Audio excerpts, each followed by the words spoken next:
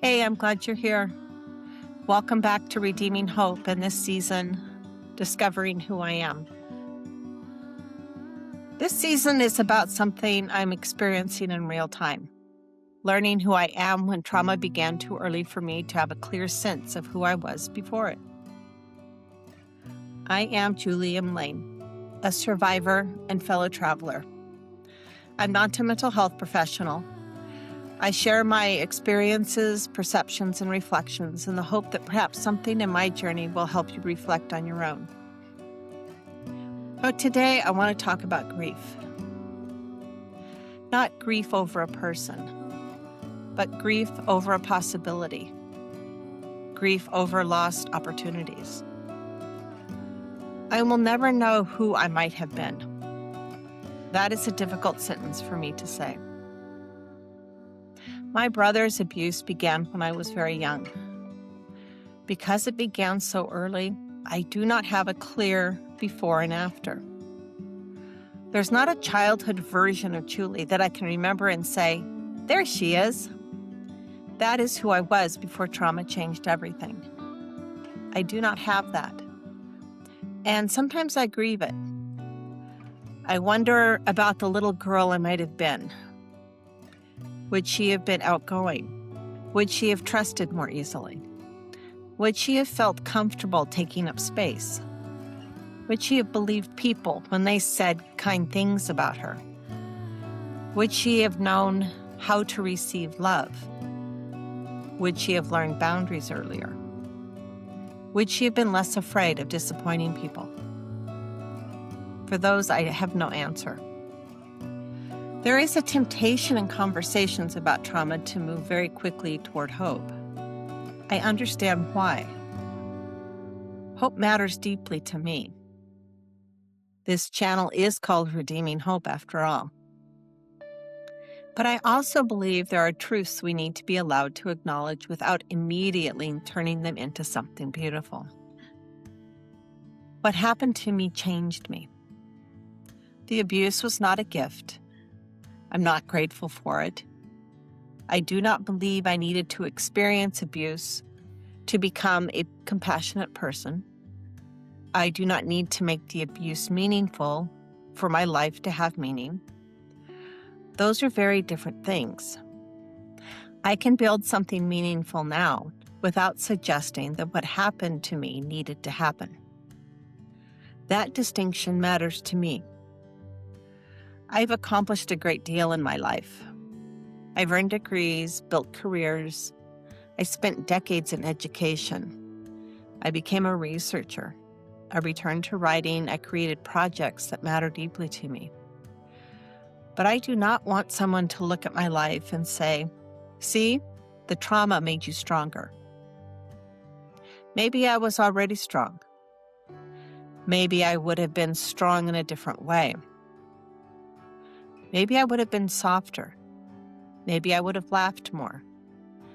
Maybe I would have taken more risks. Maybe I would have lived with less fear. I don't know. And neither does anyone else. There is humility in admitting that. For years, I think I tried to explain myself, and to an extent, I still do. I wanted to understand every pattern. Why am I an introvert? Why do I withdraw? Why do I work so much? Why do I struggle to rest? Why do I question kindness? Why can a simple comment stay with me for days? Some of those questions may have answers connected to trauma. Others may simply be me. That's the complicated part. When trauma begins early, where does adaptation end and personality begin? Again, I don't know. Maybe you do. I am beginning to accept that I will never fully know. But acceptance does not mean the question disappears. Sometimes I still wonder, and I'm learning to allow myself to wonder without demanding an answer. There is a difference between reflection and interrogation. I spent many years interrogating myself. Why are you like this? Why did you do that? Why can't you get over it? Why aren't you further along? Those questions, though, rarely brought me clarity. Rather, they brought judgment. Reflection feels different. Reflection says, I noticed this. I wonder where it came from. I wonder whether it still serves me. I wonder what I want now. This is curiosity and reflection. And curiosity is becoming important in my life. I cannot meet the little girl I might have been, but I can become curious about the woman sitting here now. What does she enjoy? What does she need? What does she believe? What does she want to create? What does she want her days to feel like?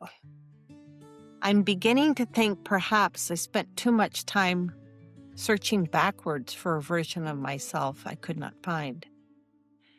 Maybe now I can look around.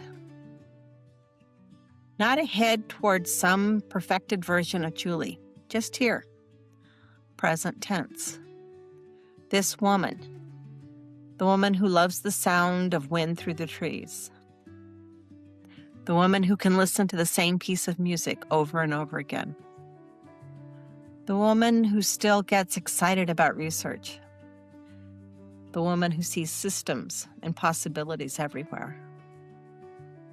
The woman who loves her harp. The woman who's beginning to find her voice.